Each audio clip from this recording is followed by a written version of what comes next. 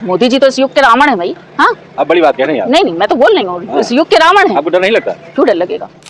बेटी बचाओ बेटी पढ़ाओ की बात नारा लगता है, लेकिन ना बेटी बची है ना बेटी पढ़ी है। हाँ, एक बार स्मृति ईरानी भूले भटके चोरी चकारी से जीत भी गई, लेकिन ये सीट अमेठी हो रायबरेली हो हमेशा गांधी परिवार की थी, है और रहेगी।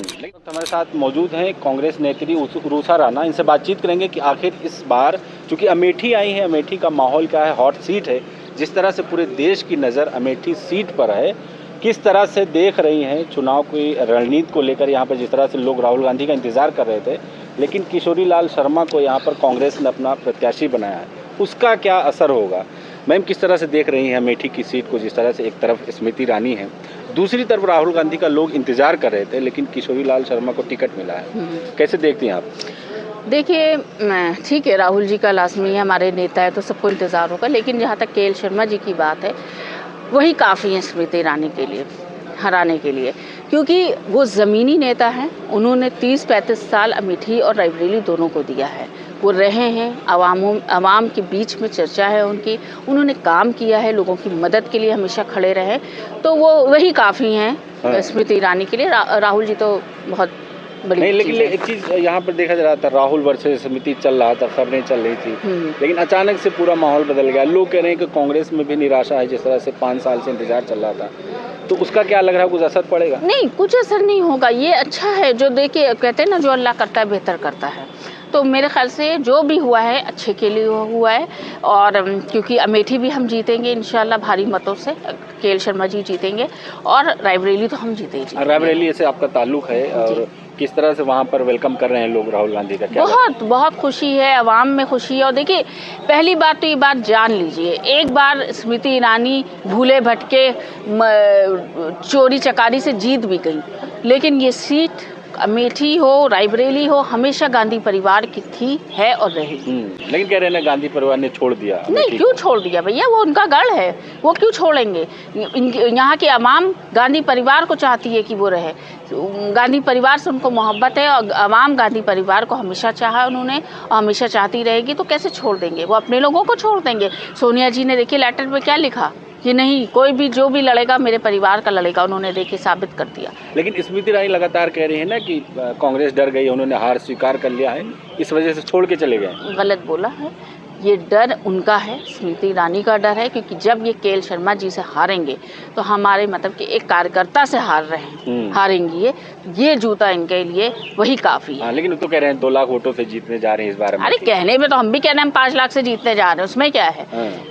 बड़े बोल बोलते आ रहे हैं, अभी तो ये अपनी और जगह बचा लें कुर्सी तो बेहतर है। पार हो रहे हैं वो लोग। कोई 400 पार नहीं हो रहे हैं, ये इनकी बड़ी भूल है। इनको खुद पता है कि अब पाप का घड़ा इनका भर चुका है।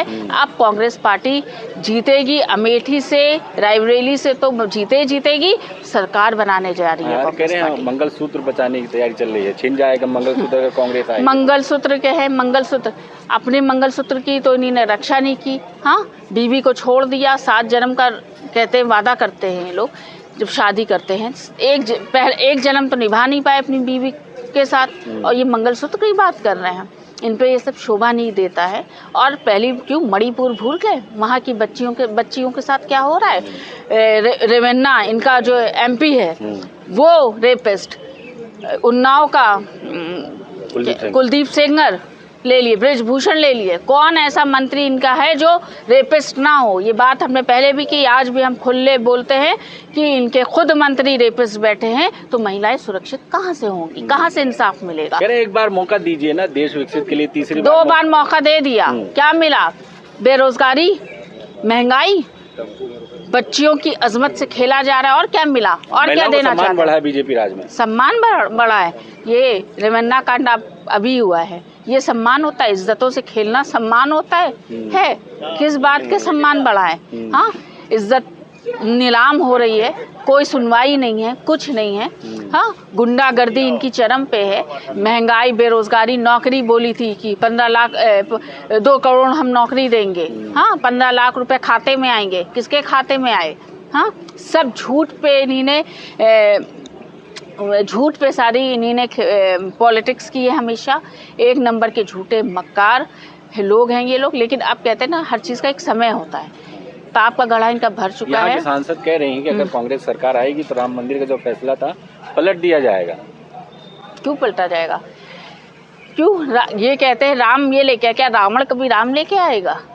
मोदी जी तो इस युग के रावण है भाई। हाँ, अब बड़ी बात कह रहे हैं आप। नहीं, मैं तो बोल रही हूँ, इस युग के रावण है। आपको डर नहीं लगता? क्यों डर लगेगा? क्यों डर लगेगा? पहली बात तो किसी लॉ में, हमारे संविधान में पूरी छूट हमें दी गई है कि हम सही बात बोलें, सच का साथ दें, और मेरे खून में भी यही है कि हम सच का बात बोलें और सही का साथ दें। तो ये कहते हैं हम राम लेके आए, क्यों? राम को कैसे ला सकते? राम तो राम है ना। क्यों रावण राम लेके आए थे? क्योंकि मोदी जी इस युग के रावण ही हम कहेंगे उनको, क्योंकि जहां महिलाओं को, उनके दिल में कोई दर्द नहीं है, महिलाओं की बात करते हैं, सबके साथ सबके विकास की बात करते हैं, बेटी बचाओ बेटी पढ़ाओ की बात नारा लगता है, लेकिन ना बेटी बची है ना बेटी पढ़ी है। हाँ, मणिपुर में इतना बड़ा भयानक वो हो रहा है, पूरा मणिपुर जल रहा है, आज तक नहीं गए मणिपुर। महंगाई चरम पे है, किसान मारे जा रहे हैं, तो इस युग का हम रावण ही तो कहेंगे उसको। अमेठी के माहौल को आप किस तरह से देख रही हैं अभी इस हाल में? बिल्कुल देख लिए, पूरी अवाम पूरी वो कांग्रेस की तरफ है। और हम ये बात आपसे कह ही रहे हैं कि देखिए, अमेठी की अवाम हो चाहे रायबरेली की अवाम हो, इनको हमेशा गांधी परिवार से मोहब्बत रही है। हाँ, और गांधी परिवार को भी हमेशा इस यहाँ के अवाम से मोहब्बत रही है। नए चेहरा को फ्रंट पे देखने के लिए क्या एक्सेप्ट कर? नया चेहरा कहाँ है? केएल शर्मा जी कोई नया चेहरा नहीं है, माफ कीजिएगा, वो तो जमीनी नेता हम कहेंगे हैं। बैक से अभी तक काम कर रहे थे, फ्रंट पे नहीं आ रहे थे ना। अरे बैक से करें या फ्रंट से करें, कर तो वही रहे थे ना। सारा कुछ कांग्रेस पार्टी का वो ही देख रहे थे, और फील्ड पे भी थे, लोग जानते हैं, चर्चित चेहरा हैं, लोग अमेठी के हों, आवाम में के बीच में एक चर्चित चेहरा है और सब जानते हैं उनको, तो हमेशा सबके सुख दुख में खड़े रहे, तो लाजमी है। केएल शर्मा जी कोई नया चेहरा नहीं है, बहुत पुराने हैं, वो तो बहुत सीनियर नेता है। एक तरफ अब अमेठी में राजनीति शुरू हो गई, हिंदू मुस्लिम के, राम मंदिर की तमाम चीजें हैं जिन पर राजनीति शुरू हो गई है। इसको किस तरह से देख रही हैं कि यहाँ की कांग्रेस या फिर कांग्रेस का नेतृत्व जो है वो अपने मुद्दों को लेकर कैसे जनता के बीच जाएंगे? देखिए, पहली बात तो बीजेपी की अगर आप बात करें तो बीजेपी के पास कोई मुद्दा नहीं है। इनके पास सिर्फ मंदिर मस्जिद हिंदू मुसलमान है। इसके अलावा आप बता दिए इनके मैनिफेस्टो में क्या है। जो मैनिफेस्टो कांग्रेस ने दे दिया है, इतना ज़बरदस्त मैनिफेस्टो, और सबसे बड़ी बात, कांग्रेस जो भी वादे करती है, चाहे आप तेलंगाना में ले ली, मैं वहाँ की भी ऑब्जर्वर थी, जो भी हमने वहाँ वादे किए हमने उसको पूरा किया। कर्नाटका में जो वादे किए हमने पूरे किए। अब जो मैनिफेस्टो जो राहुल जी और प्रियंका जी बोल लेंगे, जो कांग्रेस पार्टी का मैनिफेस्टो है, जो हम कह रहे हैं वो हम करके दिखाएंगे। इसी का डर है इनको, लग रहा है। अब तो लोग कह रहे हैं ना, मोदी जी की गारंटी चल रही है देश में। गारंटी इनकी खुद की गारंटी नहीं है। जो मन की बात कहते हैं, मन की बात करते हैं, वो मन की बात करते हैं, दूसरे की तो सुनते नहीं है। इनकी खुद की तो गारंटी नहीं है। अब अपनी कुर्सी बचा लें। पहली बात तो अब की बार कांग्रेस देश की जनता कह रही है साथ में है, कोई साथ में नहीं है। कहाँ? आपको कौन ये न्यूज़ सुना रहा है? यही तो डर है, जो ऑल फॉल मंगल सूत्र और ये फलाना, ये ऑल फॉल बकना क्या होता है? जब आदमी को डर होता है कि हम हार रहे हैं, तो ये ऑल फॉल बातें करता है, वो ऑल फॉल कर रहे हैं। लेकिन ये सीट कांग्रेस पार्टी की थी, है और रहेगी। इस बार बदलाव होने वाला है देश में।